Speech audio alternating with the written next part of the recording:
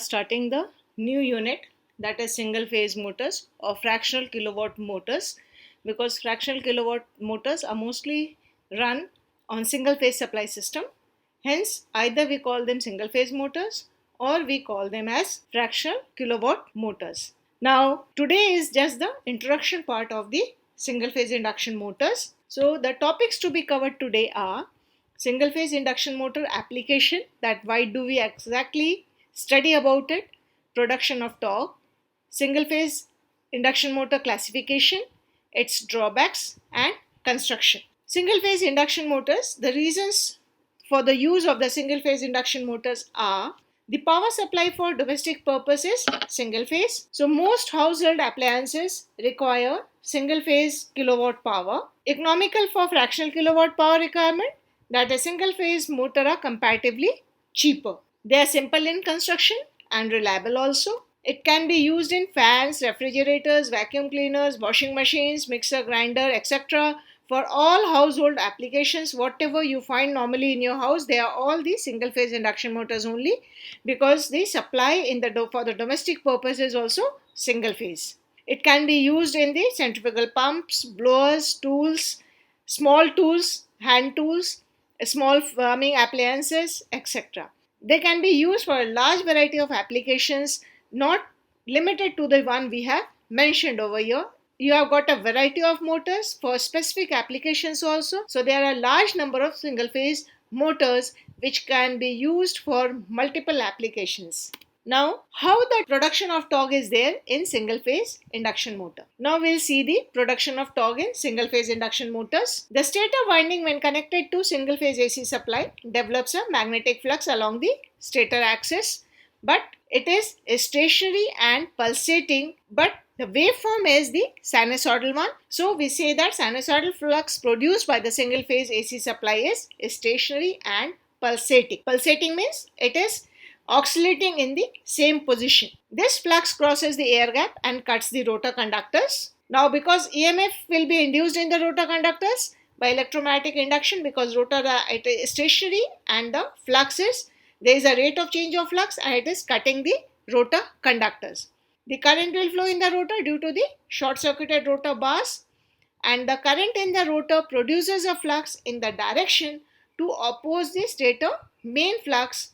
That is, by the Lenz's law, it opposes the very cause which is producing it. Then due to the interaction of the fluxes, a torque will be produced. The rotor conductors are divided into two halves, each under the influence of the opposite pole. The torque produced by one half of the rotor tends to rotate it in clockwise direction, while the other half of the rotor produces an equal torque which tends to rotate in anti-clockwise direction. Now you can see a figure over here. We have tried to depict the stator magnetic flux. You can see the direction of the coils in the stator. The dot means the current is coming out and the cross means the current is entering the screen. So when you apply the right hand thumb's rule, the direction of the stator field will be downwards, and the influence of the magnetic flux produced by the rotor due to the rotor currents will be distributed in two halves. The first half will try to bring it rotated in the downward direction, while the other half will try to rotate it in the opposite direction. Now one clockwise, other anti-clockwise direction. So that makes the rotor stationary because both the halves are equal. So the two equal and opposite torques cancel out each other, resulting in zero net driving torque. That is, the net torque will be equal to zero. Hence the rotor remains stationary at standstill. Thus, the phase motor, single phase motor, fails to develop the starting torque and it will remain stationary, just producing a humming sound but not rotating. Now, the production of torque in single phase induction motor, how it can be done. However, if the rotor is made to rotate in any one direction by auxiliary means, the motor continues to rotate in the direction of the push. Even you must have seen in your houses the ceiling fans, if it fails to operate after switching on the fan, many a times it just produces a humming sound but it doesn't rotate. But when you give it a push, it starts rotating, it will continue the rotation. So this is because of this reason, that is, the starting torque will be zero, hence the motor will fail to rotate. but if you give a push in the direction, the rotor will continue to rotate.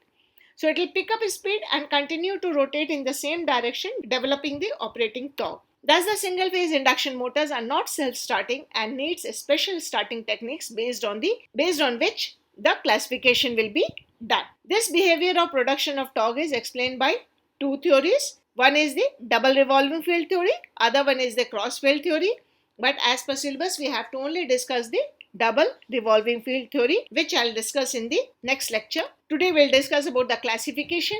So the single induction motors can be classified as, depending on the production of the starting torque, that is the methodology applied to produce the starting torque, are split phase, capacitor start and capacitor run, permanent split capacitor motor, and shaded pole motor. So these are the types of the single phase induction motors, which depending on the methodology we classify the different types of the motors. Then we have got few commutator motors, that is it will be an AC motor but have commutator and brush arrangement at one end, that is known as the series motor, universal motor and repulsion motor. Then we have got the synchronous motors, that is it will rotate at the synchronous speed itself, while the induction motors rotate always with the speed less than the synchronous speed. So synchronous motors, single phase motors are a reluctance motor and the hysteresis motor. The main drawbacks of the single phase induction motors are their output is only 50% of the three phase motor for a given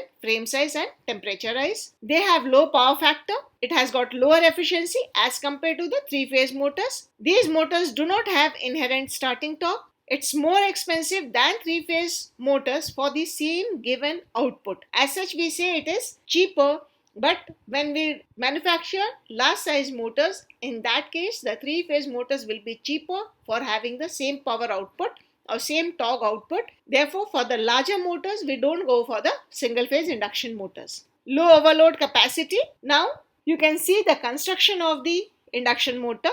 Here it is a single-phase induction motor. The stator conditions, if you see, it has got the frame, then the stator windings, the stator slots, and in that the stator windings are being housed together, and squirrel cage rotor is there. So it is the same type of rotor what is used for the three-phase induction motor.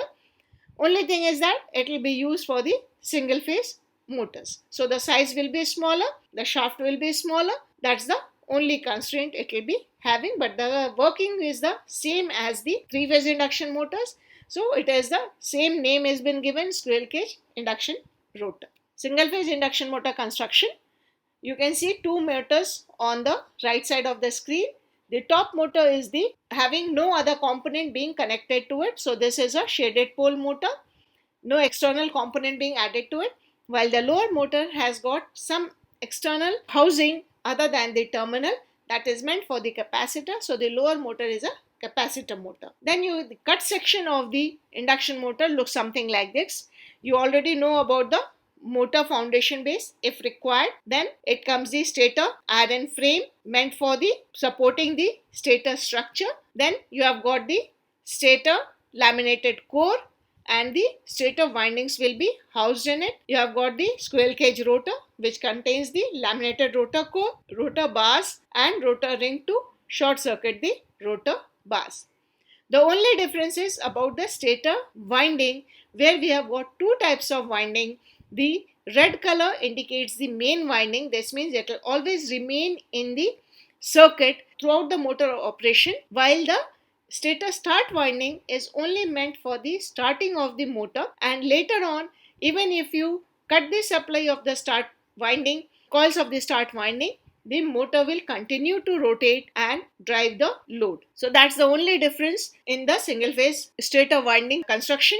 Otherwise, it's almost similar to what we have learnt in the three phase. So today we have studied about the single phase induction motor application, the production of the torque, that is it doesn't produce any starting torque, but if you rotate in any direction, it will start rotating in the same direction and continue to rotate. Then the single phase induction motor classification, its drawbacks and construction. Thank you.